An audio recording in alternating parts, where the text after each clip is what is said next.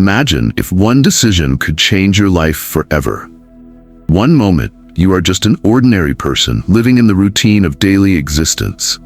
And then in an instant, something beyond your control enters your world, something so powerful, so divine, that it alters the course of your destiny. What would you do if the very presence of God came to rest in your home? Would you welcome it? Would you fear it? Would you be willing to risk everything for it? This is the story of Obed-Edom, a man whose life was forever transformed by the Ark of the Covenant, the holiest object in Israelite history, the symbol of God's very presence among his people. At first glance, Obed-Edom is not a figure many immediately recognize in the grand narrative of the Bible. He is not a king like David, nor a prophet like Samuel, nor a warrior like Joshua. Yet for a brief and extraordinary period, his household became the dwelling place of God's glory. And because of his willingness to host what others feared, his life and his lineage were blessed beyond measure. His story is proof that when a man makes room for God's presence, everything changes: his family, his future, and even his name in history. To understand why Obed-Edom's moment was so monumental, we must first understand the time in which he lived. This was the era of King David, a time of transition, conquest, and divine encounters. Israel was not yet the stable and glorious kingdom it would later become under Solomon. The people had experienced generations of turmoil, from the chaotic period of the judges to the reign of King Saul, a leader whose jealousy and disobedience had distanced the nation from God's will. Now David sat on the throne, a man after God's own heart, determined to restore the nation's worship, to unify Israel under Yahweh, and to bring back the Ark of the Covenant, the very seat of God's presence on earth. The Ark was not just a religious artifact, it was the most sacred object in all of Israel. It had been constructed under the command of God himself in the days of Moses, a golden chest covered in intricate detail, guarded by cherubim, placed in the Holy of Holies within the tabernacle. Wherever the Ark went, victory followed, because it represented God's very presence. But for years, it had been lost to Israel, captured by enemies, and later left forgotten in the house of Obed-Edom in Kiriath-Jearim. David, filled with zeal for the Lord, knew that Israel could never truly thrive unless God's presence was at the center of their worship, and so he set out to bring the Ark back to Jerusalem. But bringing the Ark home was no simple task. It was not a mere object to be carried casually. It was a manifestation of God's holiness, and it required reverence, obedience, and purity from those who approached it. David, though passionate, made a critical mistake. He attempted to transport the Ark on a cart, just as the Philistines had done when they returned it years before. It was a choice rooted in convenience rather than obedience, for the Ark was meant to be carried on the shoulders of the Levites, according to the commands given in the law of Moses. Then came the tragedy. As the Ark was being transported, the oxen stumbled, and a man named Uzzah instinctively reached out to steady it. In that moment, the wrath of God was unleashed. Uzzah was struck dead instantly. The celebration turned to horror. The people of Israel, including King David himself, were gripped with fear and confusion. If a man like Uzzah, who had grown up in the house where the Ark was kept, could be struck down simply for touching it, then who could stand before such a holy presence? David, overwhelmed by the reality of God's power, halted the procession immediately. He was afraid to bring the Ark any further. It was clear now that this was not just an object. This was the very throne of God among them, and it could not be handled with anything less than absolute reverence. But the Ark could not stay in the open, left exposed and unguarded. It needed a place to rest. Someone had to take it in. And so David turned to Obed-Edom, a man who likely had no idea that his life was about to change forever. It was a dangerous request. Obed-Edom had seen what had happened to Uzzah. He knew that the Ark was not to be treated lightly, that housing it could mean instant death if he or his family were not careful. Many might have refused, might have begged the king to take the Ark elsewhere. But Obed-Edom did not refuse. He opened his doors, welcomed the presence of God, and made room for the Ark in his household. And then, something extraordinary happened. For the next 3 months, while the Ark remained in Obed-Edom's home, his entire household was blessed beyond measure. The presence that others had feared, that had struck down Uzzah in judgment, became a source of overwhelming favor for Obed-Edom. Wealth increased, his land flourished, his family thrived, and everything he touched was prosperous. The blessing was so undeniable that word spread throughout Israel, and even King David heard of it. This was no coincidence. This was the supernatural favor of God upon a man who had dared to welcome his presence. Obed-Edom's story could have ended there. He could have simply enjoyed the blessings, kept his newfound prosperity, and returned to life as it was before. But he didn't. When David finally understood how to properly handle the ark and prepared to bring it to Jerusalem, Obed-Edom made a choice that would define his legacy forever. He refused to stay behind. He followed the ark, giving up his home and his land, choosing instead to serve as a gatekeeper in the house of God, because he knew that no blessing, no wealth, no comfort could ever compare to being close to the presence of the Lord. His decision did not just bless him, it blessed generations after him. His children and descendants became leaders in temple service, musicians, worshipers, men whose lives were devoted to keeping the presence of God at the center of Israel's worship. What began as a 3-month visitation of God's presence turned into a generational legacy that lasted far beyond his lifetime. Obed-Edom's story is more than just an account of blessing. It is a lesson for every believer. It is a challenge to us today. Are we making room for God's presence in our lives? Are we willing to welcome Him, even when it is inconvenient, even when it is risky? Are we willing to prioritize Him above everything else? Because when we do, when we truly make space for God, He does more than just visit. He transforms, He blesses, and He remains. Obed-Edom was not a man born into greatness. He was not of Israelite royalty, nor was he a prophet or a priest raised within the sacred courts of the tabernacle. His origins were humble. His ancestry traced back to the Gittites, a people from the region of Gath, known as part of the Philistine territories. If ever there was a man who seemed unlikely to be entrusted with the holiest object in Israel, it was Obed-Edom. His very name, meaning servant of Edom, suggested a history outside the chosen lineage of Abraham. Yet, despite his foreign roots, despite the shadow of Philistine ancestry, Obed-Edom had found himself drawn to the God of Israel. He had come to believe in Yahweh, the one true God, and that belief would change the course of his life in ways he could never have imagined. Growing up in the land near Israel, Obed-Edom had been exposed to many gods. The Philistines worshipped Dagon, their chief deity, alongside other gods of war and fertility. But these gods were nothing compared to the stories that had spread about the God of Israel. From the time of Egypt's plagues to the splitting of the Red Sea, the name of Yahweh was known even among the Philistine lands.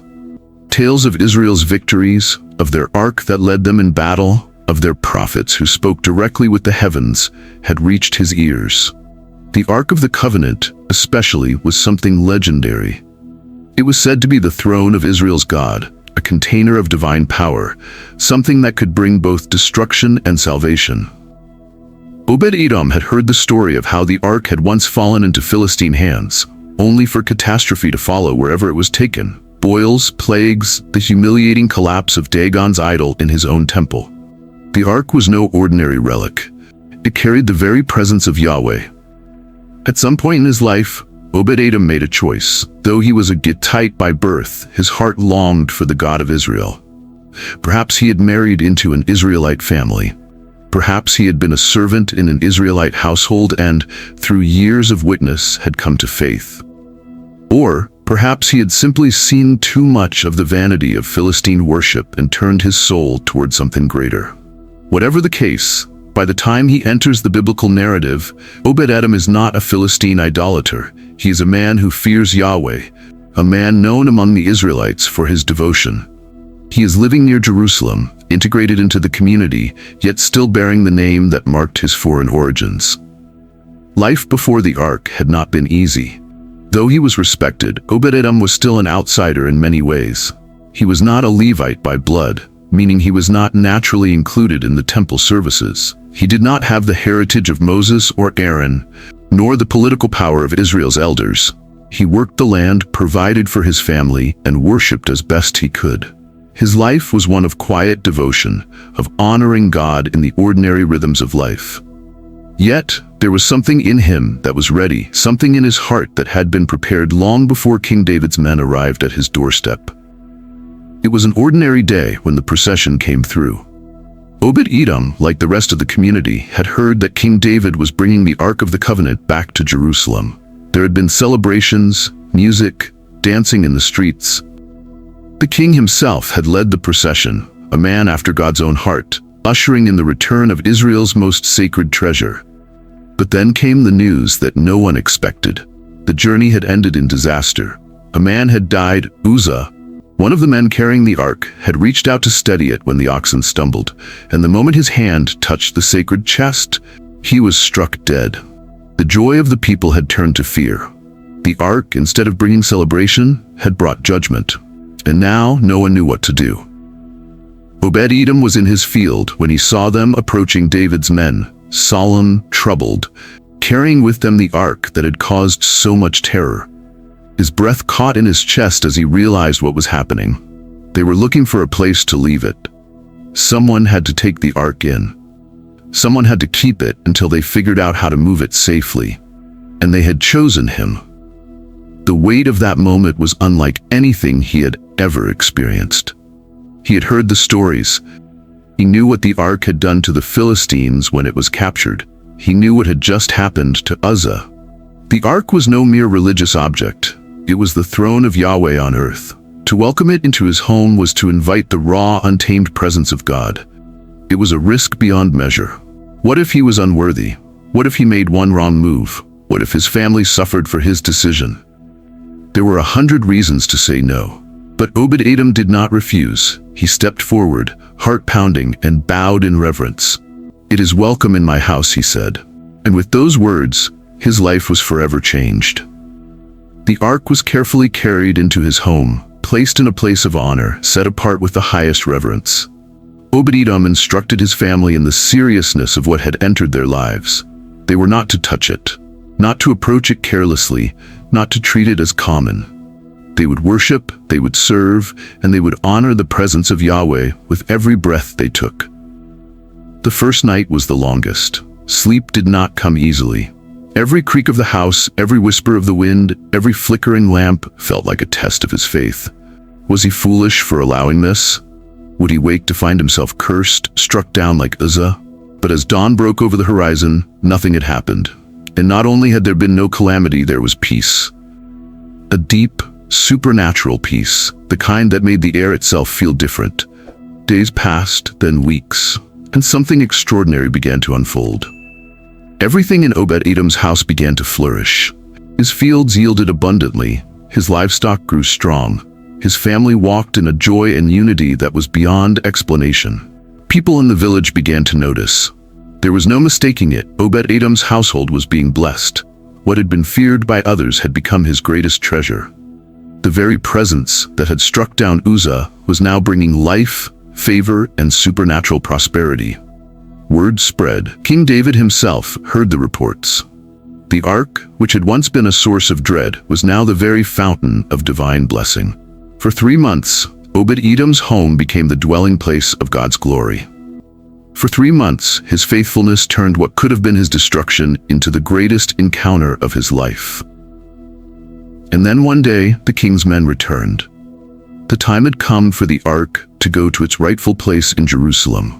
But something had changed in Obed-Edom. He was no longer the same man. He had seen what it was like to live in the presence of God, and he could not go back to life as it was before.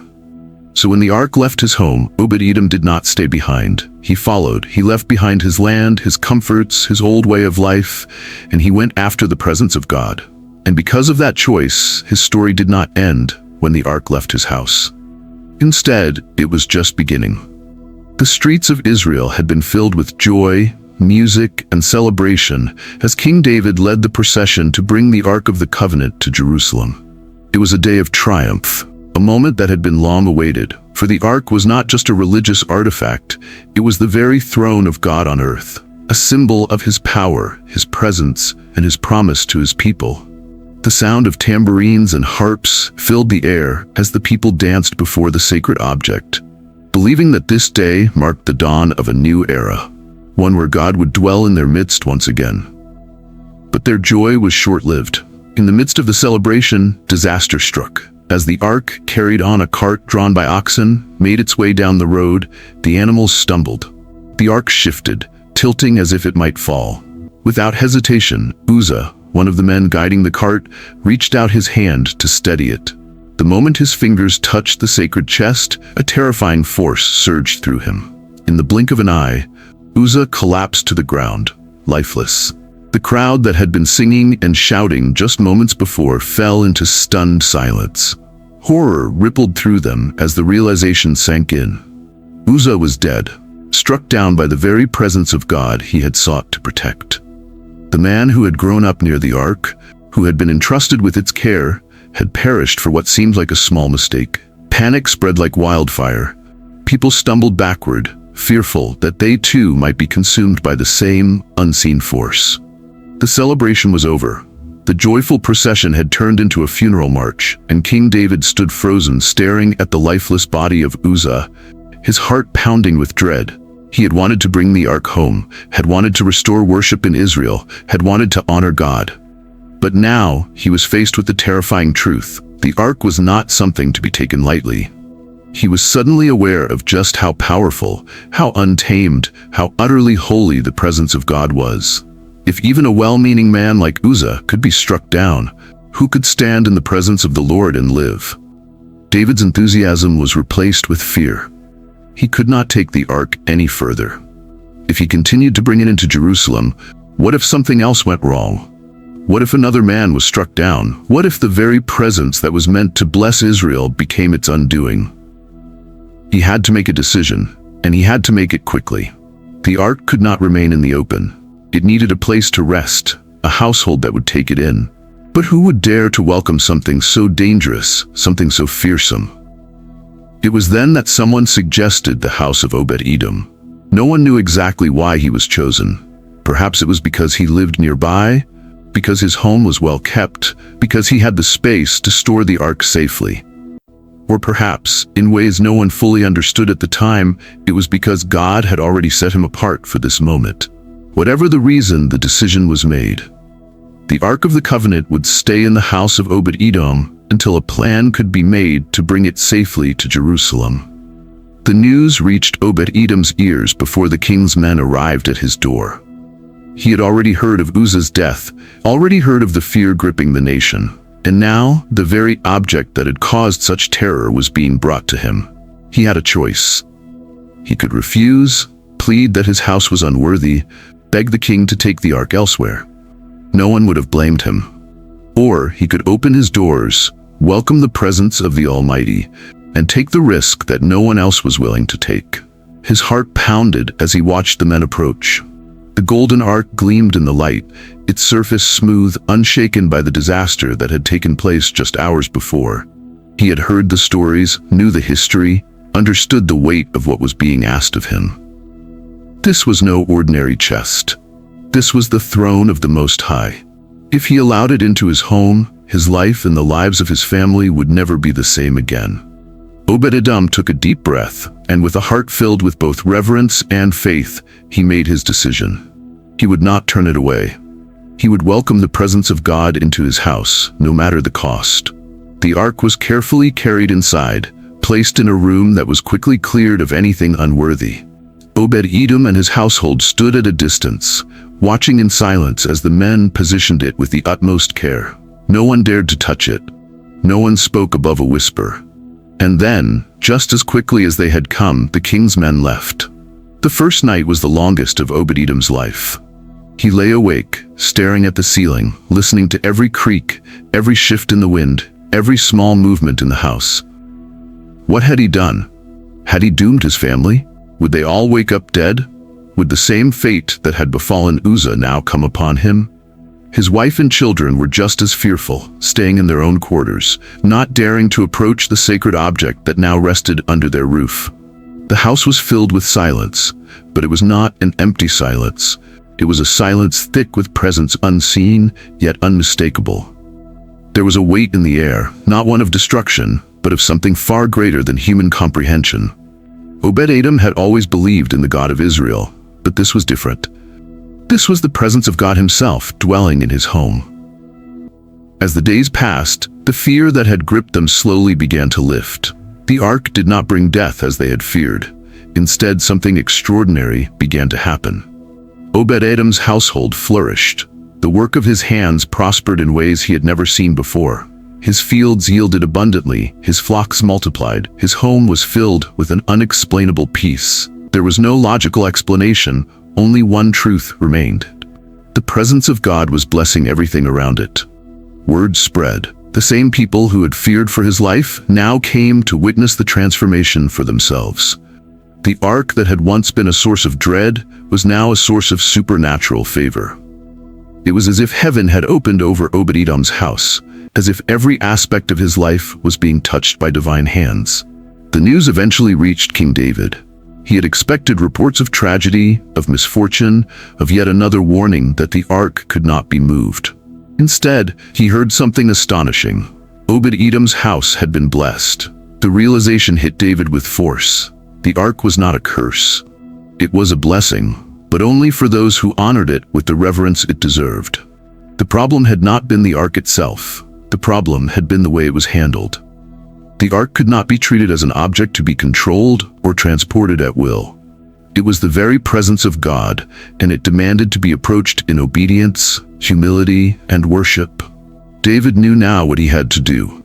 He could not leave the ark in Obed-Edom's house forever. It belonged in Jerusalem, in the heart of Israel's worship, where the whole nation could experience what this one man had come to know. But what would happen to Obed-Edom? Would he remain behind, content with the 3 months of blessing he had received?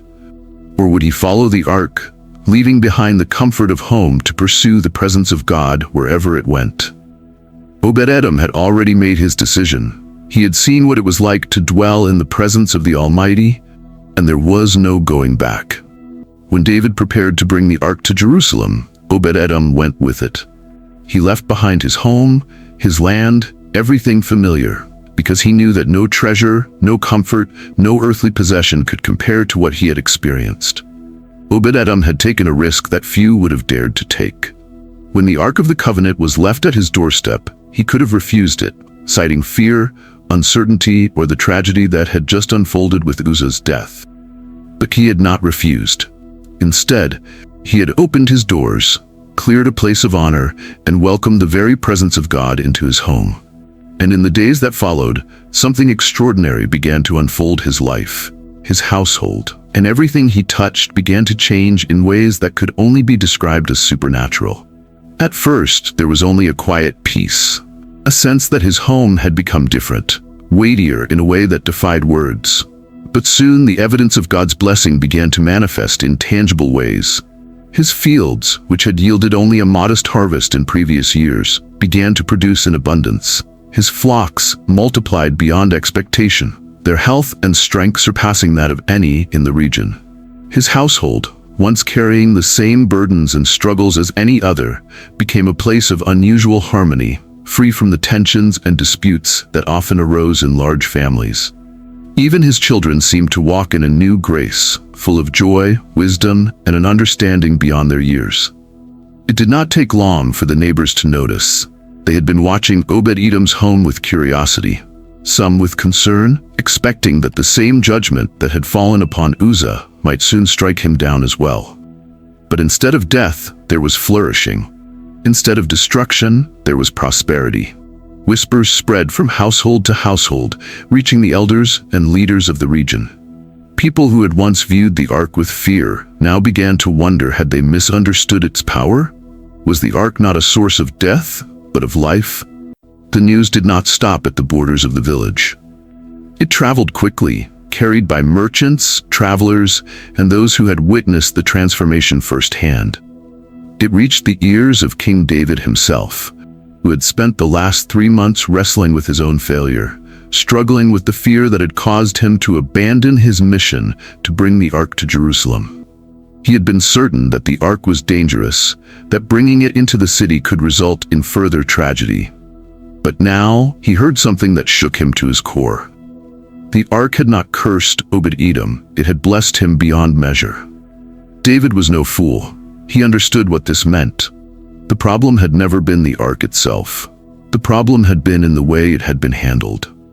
The ark carried the presence of God, and his presence was never to be approached with casual hands or careless hearts. The Philistines had learned this when they captured the ark and suffered plagues for their disrespect.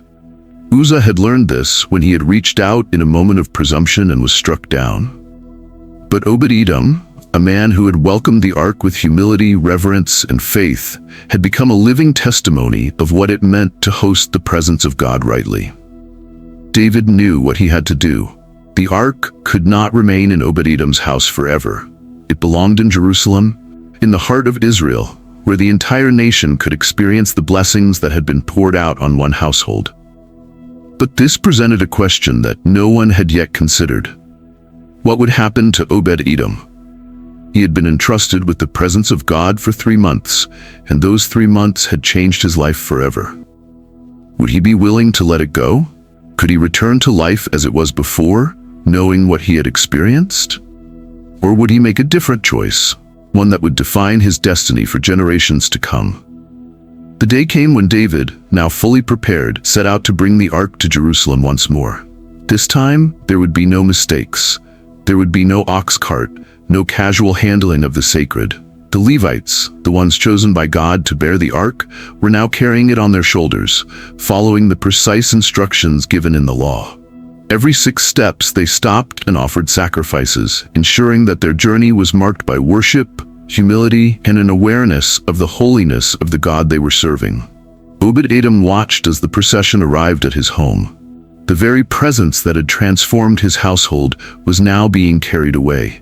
He stood at the threshold of his house, watching as the ark was lifted, as the priests moved forward, as the presence of God left his home to take its rightful place in the city of David. And in that moment, he knew he could not stay behind. Something had changed in him. The blessings had been wonderful, the prosperity undeniable, but that was not what had truly transformed him. It was the presence itself. He had spent 3 months in the company of the Almighty, and now he understood what Moses had once said. If your presence does not go with us, do not send us up from here. The presence of God was not something he could live without.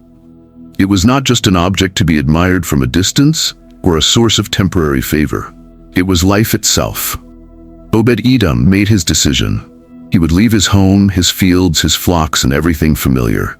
He would follow the ark to Jerusalem, not as a man clinging to his blessings, but as a man seeking something greater.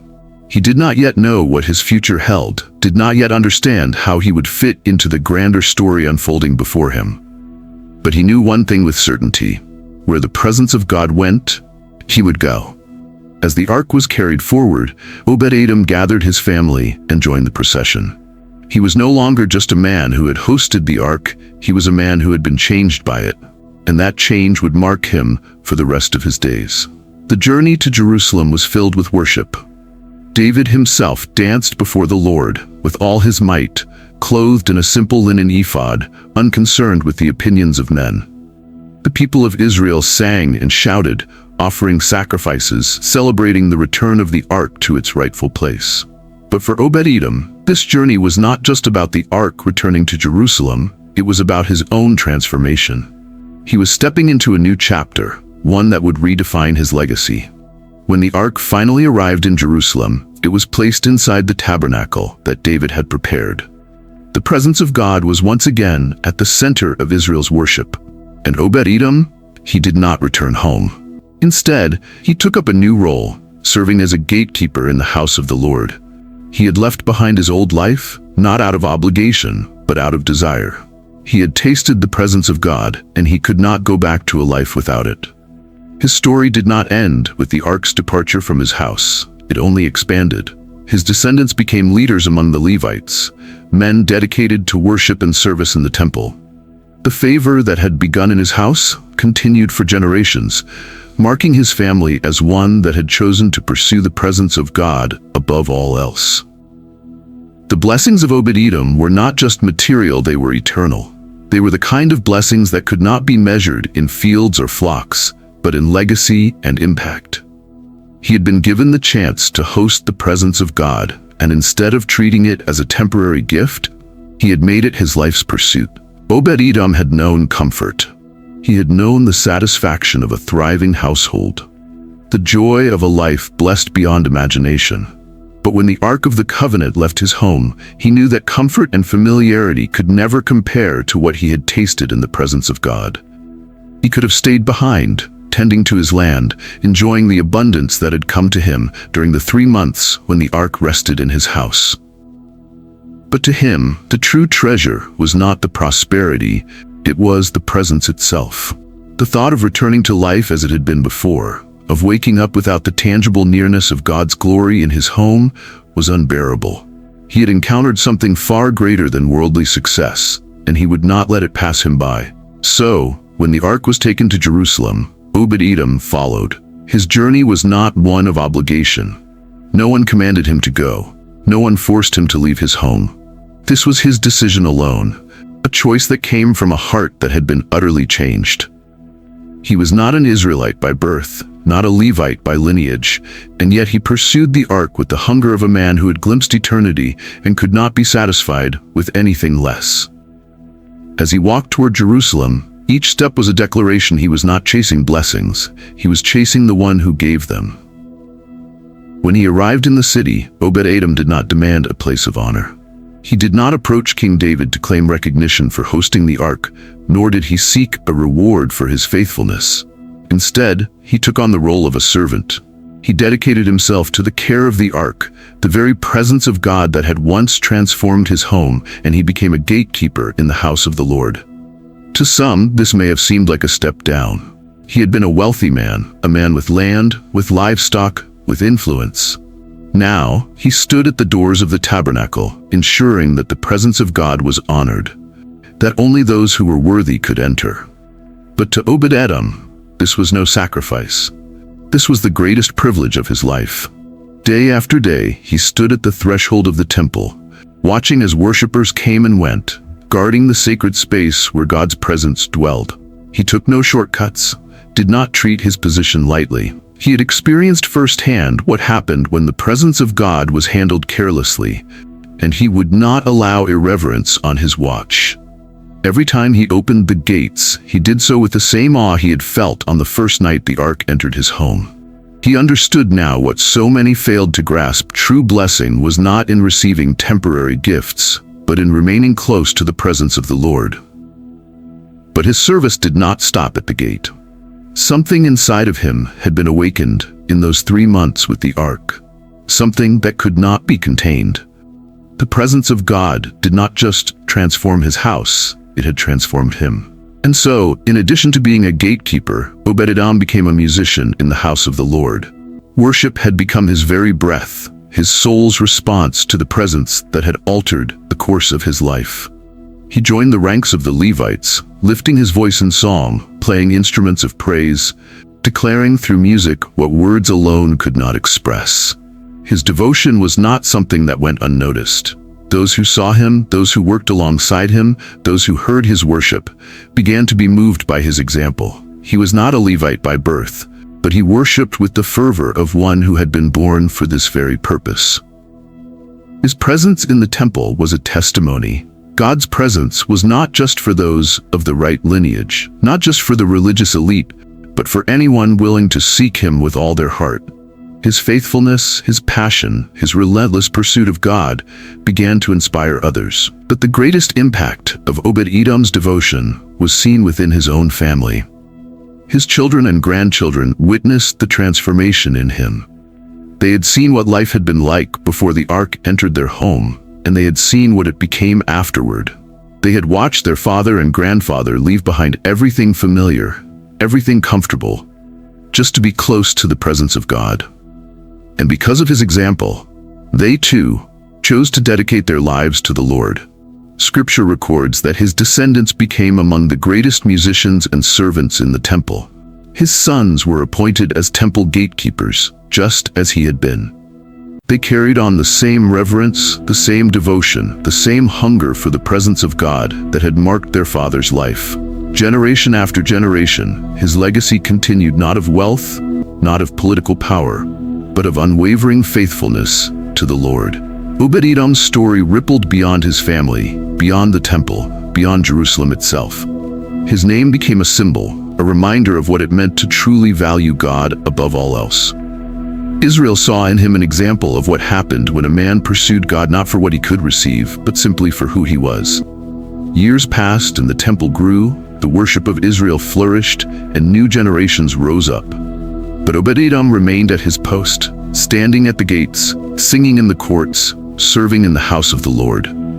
He never sought to return to the comfort of his former life, never longed for the days when his wealth and land had been his greatest assets.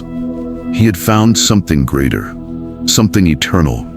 His life was a testimony that true blessing is found not in temporary prosperity, but in steadfast devotion. He had not just hosted the ark for 3 months, he had made the pursuit of God his lifelong calling.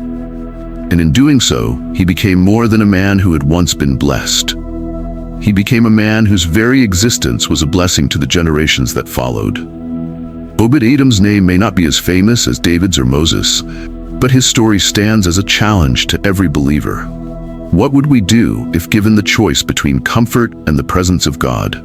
Would we stay behind, content with past blessings, or would we follow wherever he leads? Would we seek him only for what he can give us? Or would we seek him simply because he is worthy? Obed-Edom's decision to follow the Ark of the Covenant to Jerusalem was not just a momentary act of devotion.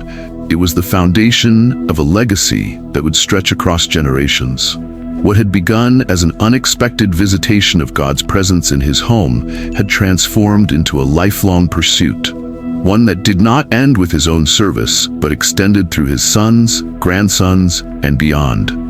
His story was no longer just about a man who had been blessed for 3 months. It was about a family that had been permanently marked by the presence of God.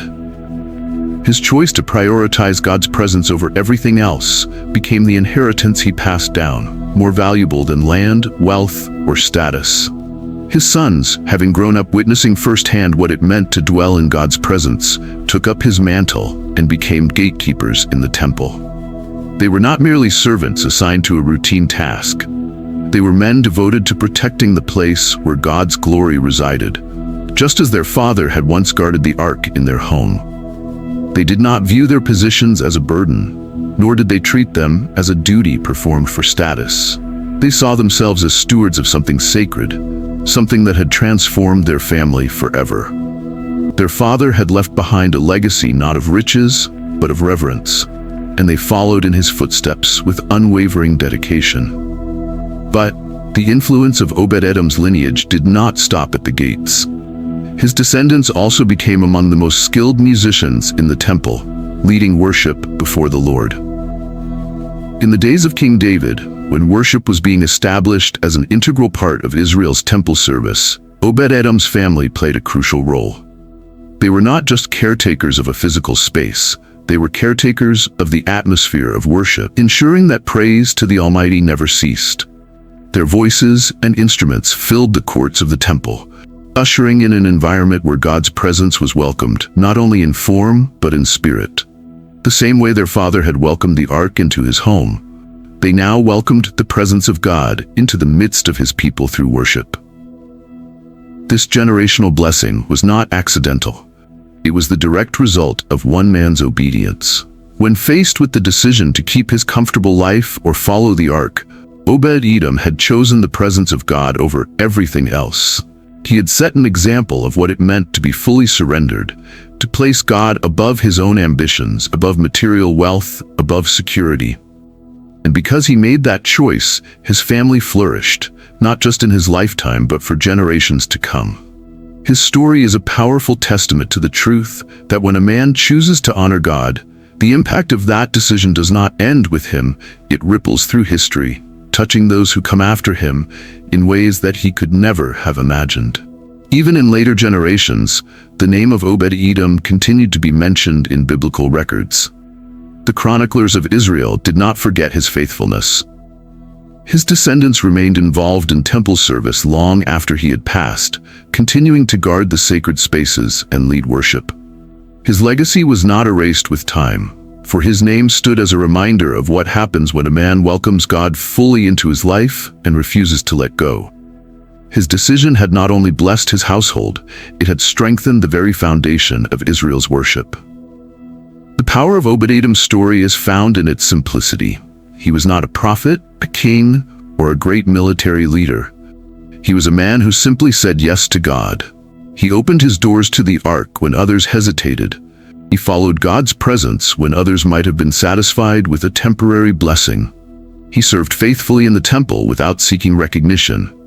And because of that, his life became a symbol of what it means to walk in humble obedience. He had never pursued greatness, yet he was remembered for generations. He had not chased after wealth, yet his family was richly blessed. He had not sought status, yet his name was written in history. His life teaches a profound lesson about the nature of true blessing. It is not found in possessions, titles, or personal achievements. It is found in nearness to God. Obed-Edom had tasted what it meant to live in the overflow of God's presence, and he had chosen that over everything else. He could have remained in his home, tending to his growing flocks and fields, enjoying the prosperity that had come to him. But instead, he followed after God, choosing service over comfort, devotion over convenience, and surrender over self-preservation. What do we value most?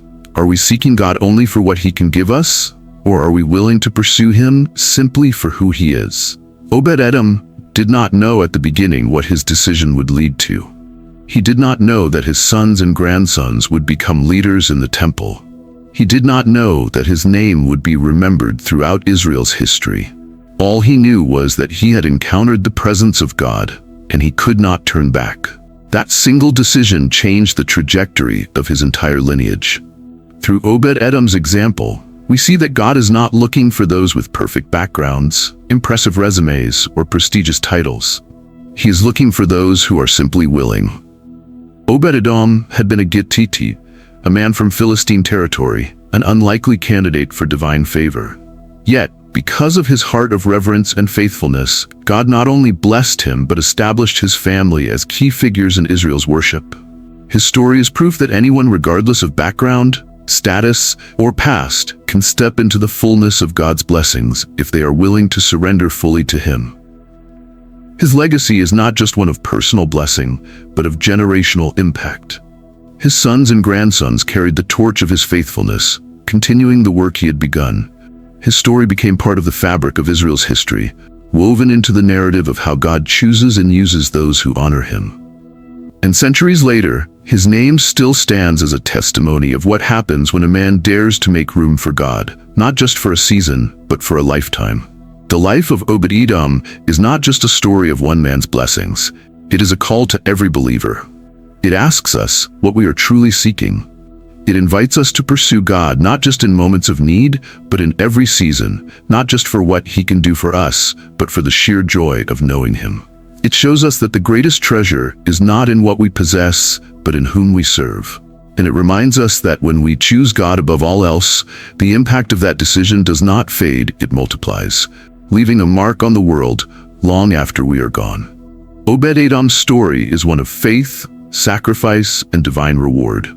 He was an ordinary man who made an extraordinary choice to welcome the presence of God into his home, no matter the risk. His life teaches us that when we make room for God, He not only visits, but He remains, transforming everything around us. Obed-Edom's journey did not end when the ark left his house. It continued as he followed God's presence, dedicating his life to service, worship, and obedience. His faithfulness led to a legacy that extended beyond his lifetime, influencing generations of temple servants and worshipers. He was not just a man who hosted the ark for 3 months. He was a man who understood that the presence of God was worth pursuing for a lifetime. The lesson of Obed-Edom is clear. God is looking for those who will not just receive His presence when it is convenient, but who will chase after Him with all their heart.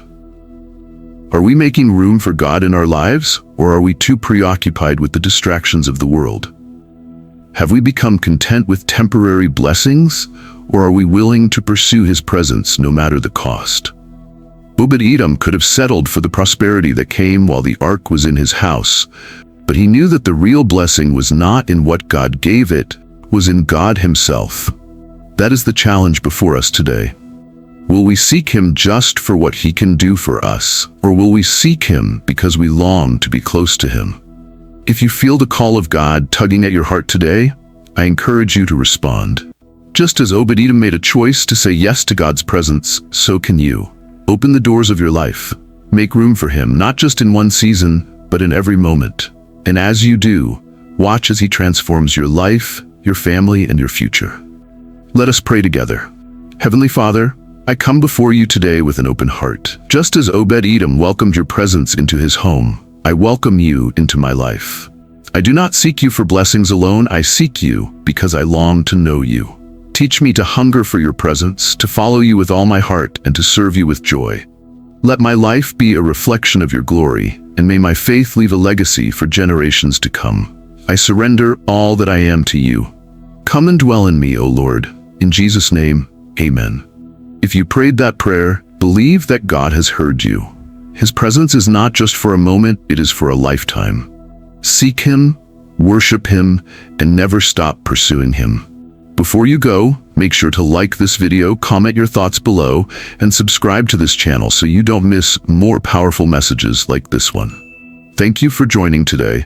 May the presence of God remain with you always.